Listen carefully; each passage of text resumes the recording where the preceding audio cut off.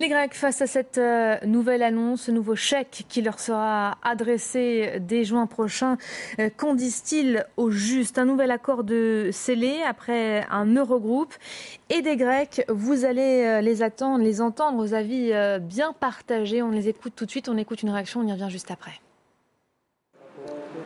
L'Eurogroupe fait les mêmes erreurs avec le gouvernement grec.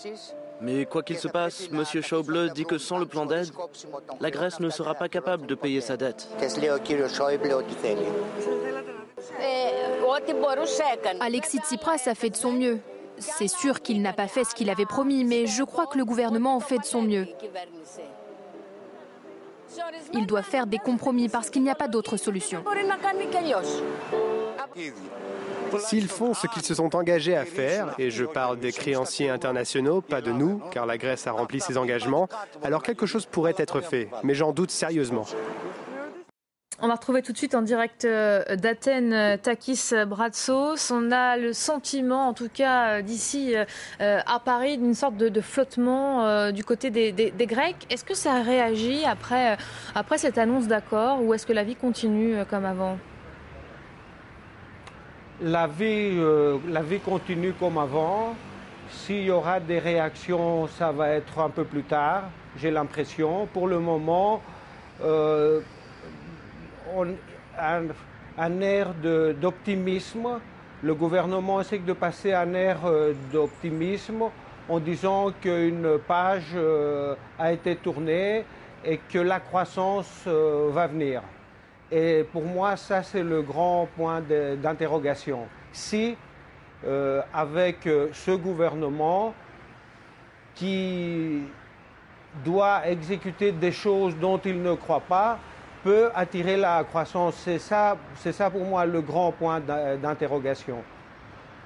Manolis Kostadinos, sur ces réactions assez mitigées des Grecs, on avait tout à l'heure notre correspondant à Athènes qui nous disait que la plupart des Grecs n'avaient même pas suivi ce qui s'était passé la nuit dernière. On est habitué à ce schéma qui se répète. Les Grecs sont toujours sous le choc du coup du coup d'État. On qualifie ça de coup d'État, ce qui s'est passé cet été, à la fois, je veux dire, le chantage exercé sur la Grèce par le chantage aux liquidités de la BCE et le revirement de ce gouvernement qui a totalement trahi ce pourquoi il a été élu et qui a pris des décisions contraires à ce pourquoi s'est prononcé le 63 de la population grecque lors du référendum.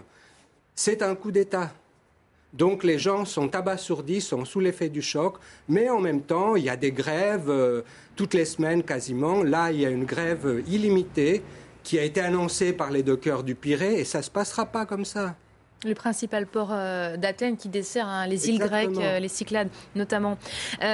On va revenir aux efforts consentis par les Grecs. Alexis Tsipras, son ministre des Finances aujourd'hui a salué un accord historique. Alexis Tsipras, on a le sentiment qu'hier il était détesté par les partenaires européens, par Bruxelles, et que son rapport aux Européens a peut-être changé. On le respecte, on l'écoute maintenant. Ça, c'est vrai ?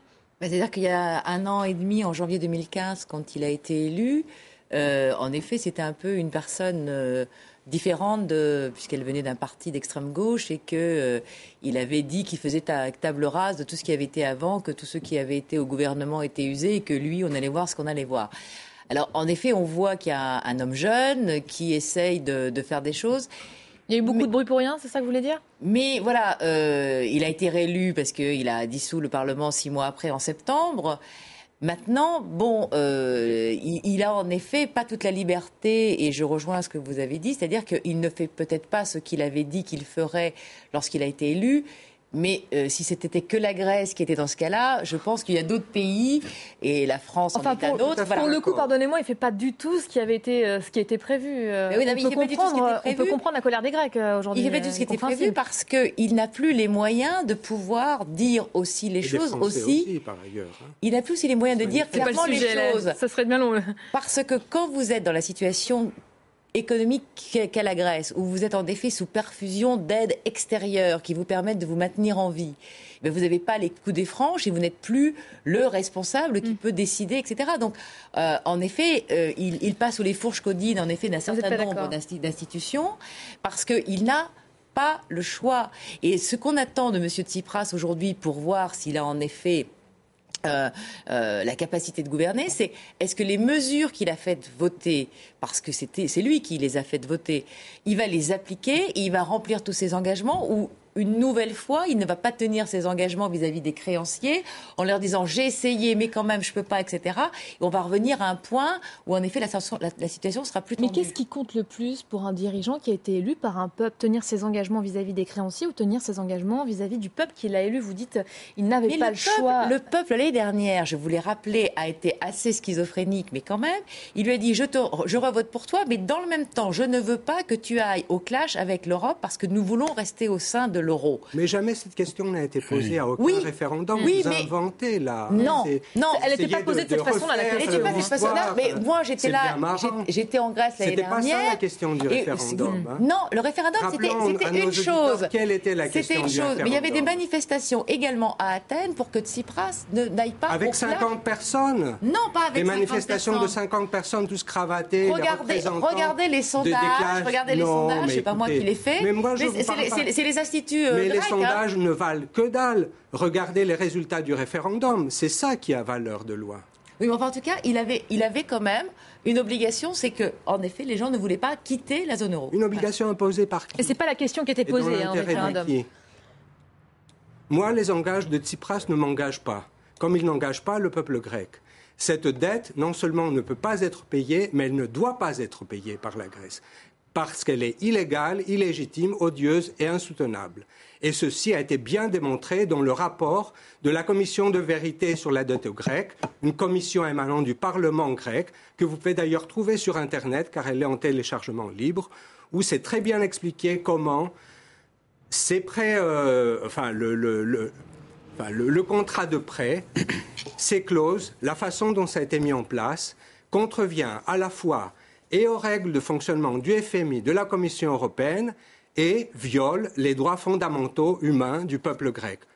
Le droit à la dignité, à la santé, au logement, à l'accès égal aux soins. Donc cette dette ne doit pas être honorée. Et il y a même une décision des Nations Unies en date de juillet 2015 qui stipule très bien, noir sur blanc, que c'est un droit inaliénable de tout État souverain de restructurer sa dette. Enfin, 9 juillet 2015. Ce que disent les Nations Unies, c'est que c'est un droit, mais que ce droit doit être négocié avec les créanciers. Ne doit pas être entravé de manière abusive. Il doit être négocié avec les créanciers et que quand le destin d'un peuple est en jeu, ça donne un droit, mais que ça doit être négocié avec les créanciers. Or, le problème de ce fameux rapport sur la vérité de la dette publique en Grèce, dont Tsipras fait très peu usage, c'est qu'en fait, en l'état, c'est plutôt un élément à charge et qu'il n'y a aucune discussion qui a été menée avec les créanciers pour savoir quelle est leur version par rapport à ce rapport. Enfin, je veux dire, dans un procès, bien sûr, puisque dans un procès, il faut quelque chose. C'est ce qu'on appelle une fin de non-recevoir. Oui, mais enfin, il faut quand même un débat contradictoire. Je choisis de ne pas répondre à ce que vous me dites et du coup, voyez ce que je veux dire. Et après, je prétends que vous refusez le dialogue. C'est ce qui se passe. Enfin, en tout cas, il n'y a pas eu de débat contradictoire. C'est pour ça que j'incite nos auditeurs d'aller rechercher ce texte sur Internet et de l'étudier. C'est un texte pas très long qui explique bien sur les efforts consentis par les Grecs jusque-là, il y a beaucoup à dire. Je voudrais dire une chose, c'est que je pense que c'est important de dire qu'effectivement, la question de savoir si les Grecs voulaient ou non rester dans la zone euro n'a pas été directement posée. Ah non, elle n'a pas été posée clairement. Par un référendum, clairement. Et Tsipras, disons, a en quelque sorte tiré cette conclusion, et on peut discuter de savoir d'où il tire cette conclusion. Ceci étant dit, il faut lui... Ça a arrangé un peu tout le monde aussi, non? Je pense que ça a arrangé beaucoup de monde. Mais bon, on peut discuter de la légitimité politique et démocratique de cet élément-là. Bon, en tout cas, le Parlement l'a suivi sur cette question. Et en particulier, il continue de le suivre, puisqu'il accepte toute la stratégie qui a constitué pour Tsipras à renouer les fils du dialogue avec l'Eurogroupe.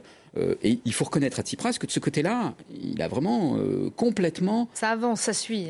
Complètement basculé les choses. Mais moi, ce que je pense aujourd'hui quand même, et c'est très important, et le FMI est un soutien important de la Grèce aujourd'hui, c'est que, en gros, aujourd'hui, c'est l'Eurogroupe, les autres partenaires de la zone euro de la Grèce, qui probablement sont en situation aujourd'hui de devoir faire un pas pour répondre... Pour vous, aujourd'hui, c'est le FMI qui a gagné après cette... Non, je ne dirais pas qu'il a gagné. C'est pas du tout clair qu'il ait gagné.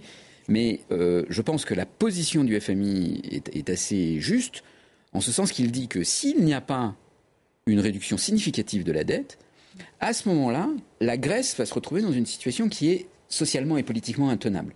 Et que les conditions qui sont imposées par l'Eurogroupe à la Grèce, que la Grèce accepte parce qu'elle est dans sa stratégie de dialogue et de respecter ses engagements vis-à-vis de ses partenaires européens, aussi absurde qu'elle puisse les juger, mais que si la Grèce fait effectivement ce qu'elle fait, il n'y aura pas de croissance en Grèce et sa dette ne sera pas soutenable.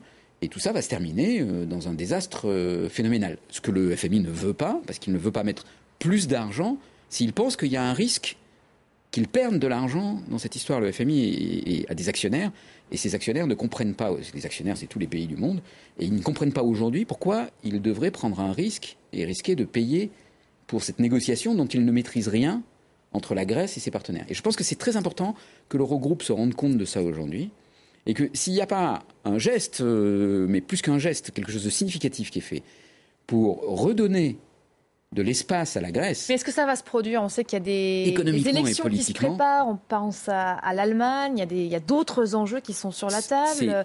Est-ce qu'on va y arriver à ce geste de la part des Européens? Vous y croyez, vous, Pascal? Moi, je pense que ce n'est pas impossible. On se donne du temps. On franchit les étapes les unes après les autres. On ne va pas les avaler trop vite. Enfin, en attendant, il y a les Grecs qui attendent. Les Grecs qui souffrent. Ah oui. Disons-le. Les Grecs souffrent. Parce que ça prend du temps. Je crois que ça fait de nombreuses années que... Mais parce que, il faut quand même le rappeler, personne n'est responsable de la situation grecque, hormis la Grèce. D'accord? Donc, c'est personne qui a imposé à la Grèce la situation économique et la sienne. Ils auraient pu sortir de la zone euro. Oui, mais aujourd'hui, ils ont fait le pari, et Tsipras a fait le pari de l'euro.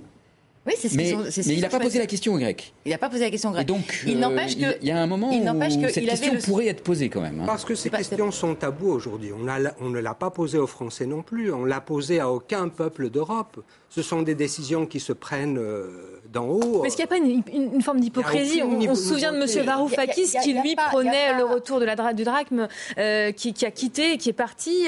Est-ce qu'il n'y a pas une forme d'hypocrisie? Est-ce que la volonté des autorités grecques aujourd'hui de partir de la zone euro, elle est complètement envolée, partie en fumée depuis longtemps?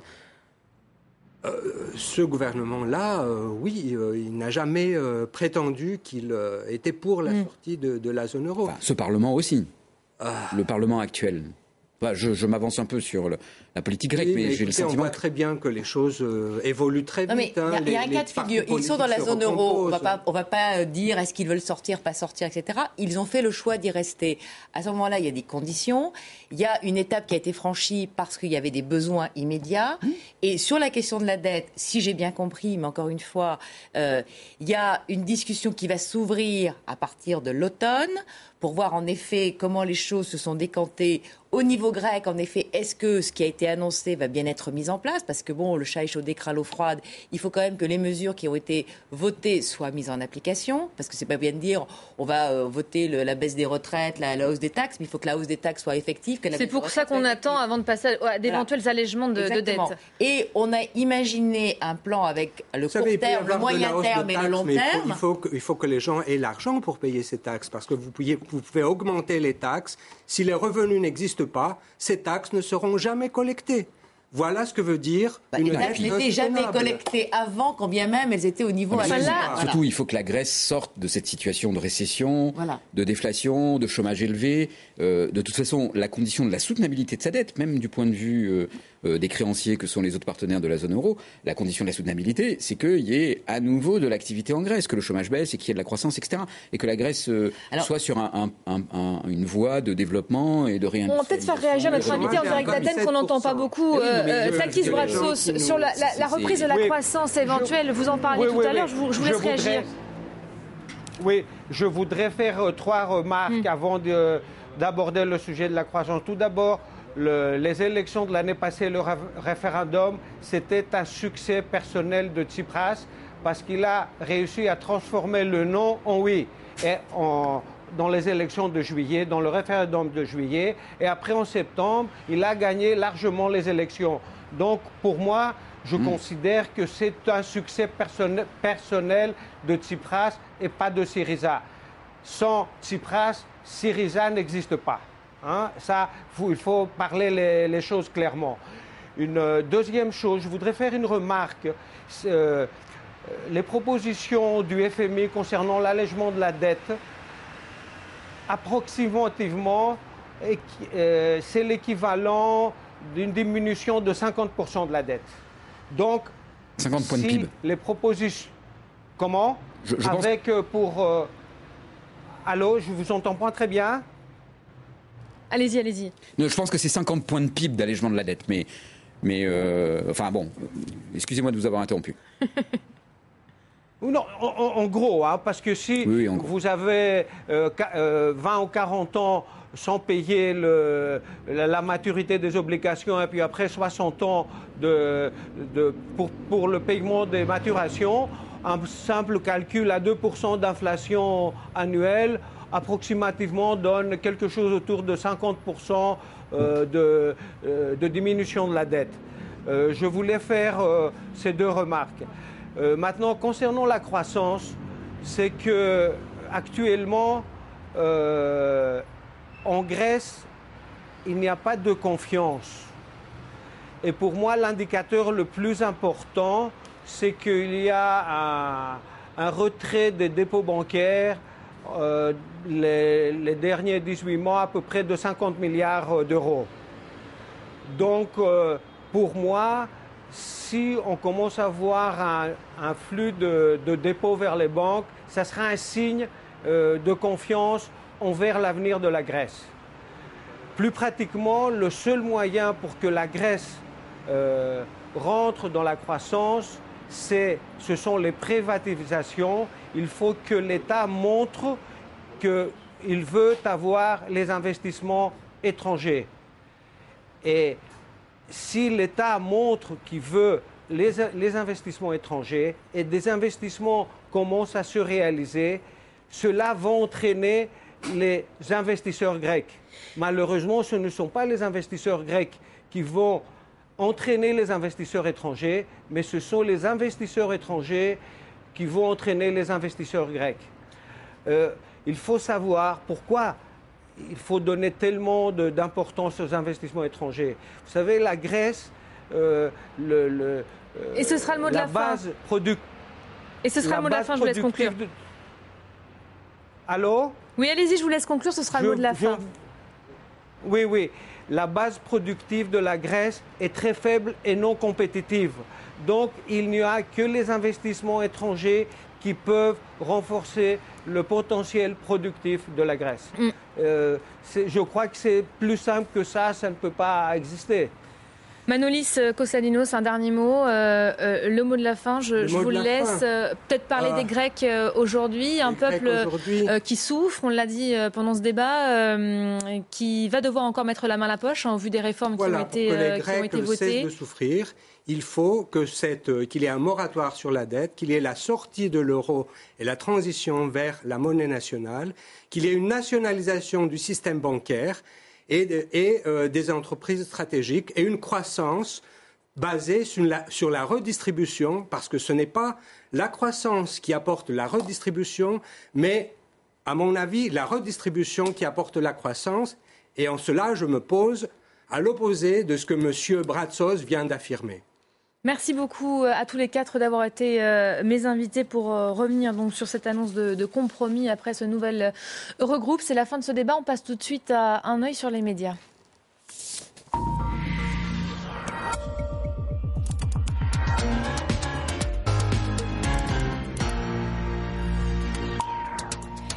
Karine oui, qui nous rejoint pour un œil sur les médias et on revient sur cet accord et la Grèce, un accord pas forcément décisif, nous notons sur la toile. En tout cas, c'est ce qu'explique un certain nombre de sites d'information, pas mal d'articles consacrés à cet accord. Le site du Monde, par exemple, qui évoque ce compromis qui va permettre au troisième plan d'aide de reprendre son cours. Le site de l'Express également évoque cette actualité en soulignant que cet argent frais va faire du bien et qu'il va permettre à l'État grec de rembourser.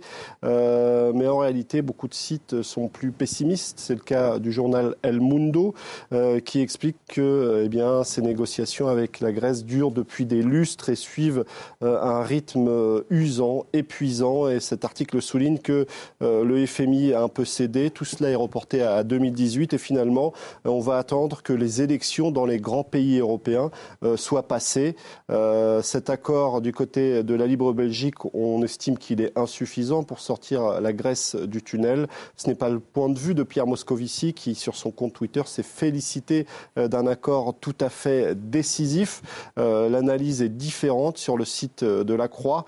Un accord important mais pas décisif, c'est le point de vue de l'économiste Christopher Dembik qui explique que la Grèce reste tout de même face à deux difficultés majeures, la panne de l'investissement et la chute de la consommation, deux moteurs essentiels de la croissance. En France, le contexte social, lui, reste explosif. Le spectre de la grève générale plane avec ces nouvelles annonces de blocage. La grève a été votée dans 19 centrales nucléaires, c'est ce que dit la CGT. Alors, on va en parler de cette menace de la grève générale, mais on commence avec cet article de Courrier International qui ironise, qui reprend un article de la presse italienne. Si seulement la France était aussi docile que la Grèce, avec le général de Gaulle qui explique à François Hollande que la seule façon de s'en sortir, c'est de supprimer le mois de mai.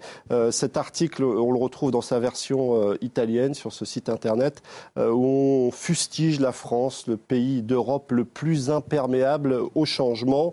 Alors vous le disiez, la CGT évoque cette idée d'une grève générale contre la loi travail. Du côté de la gauche, on n'hésite pas à en parler, notamment sur les ondes de la radio Europe 1. C'est le cas de Gérard Filoche qui explique qu'une grève générale avec occupation des entreprises est méritée.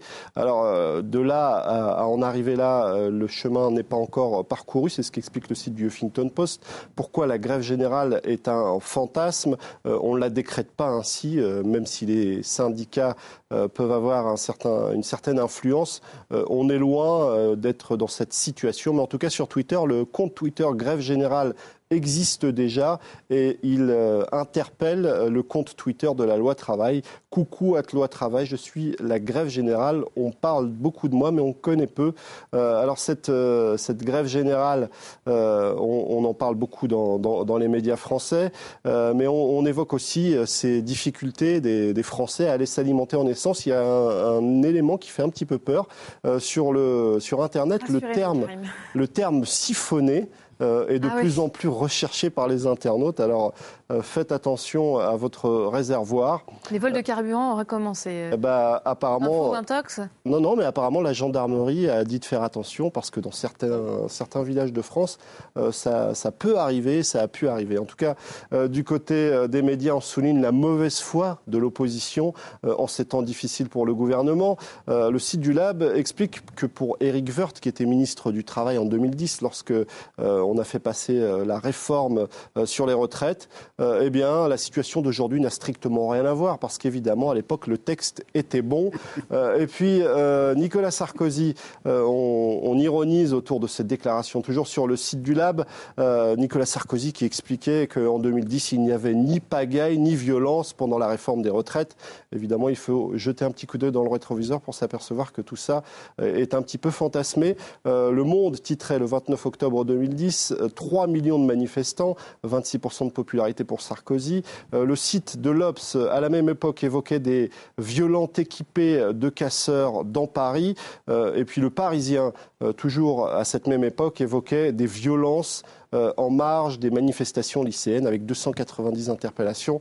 Nicolas Sarkozy a, semble-t-il, une mémoire bien sélective, mais évidemment, sur la toile, on lui a rapidement fait remarquer. Les Britanniques, ils ne veulent pas de câlins pour rester dans l'Europe. Dites-nous tout. Alors, il y a un hashtag qui fait fureur depuis quelques jours sur les réseaux sociaux. Un hashtag apparu à l'initiative d'une journaliste australienne qui vit en Grande-Bretagne. C'est le hashtag HugABrit. Faites un câlin à un Britannique pour qu'il reste. Alors, on a vu apparaître sur les réseaux sociaux un certain nombre de photos de salariés qui n'hésitent pas à faire des câlins à leur ami britannique. Mais le problème, c'est que le câlin du côté de la Grande-Bretagne, ce n'est pas forcément une tradition. Et le Times a publié aujourd'hui cet article. S'il vous plaît, ne nous faites pas de câlins. Une poignée de main avec un regard fuyant, ça sera suffisant. C'est très froid. Bon, merci beaucoup. Karim, c'était un œil sur les médias. Merci à tous.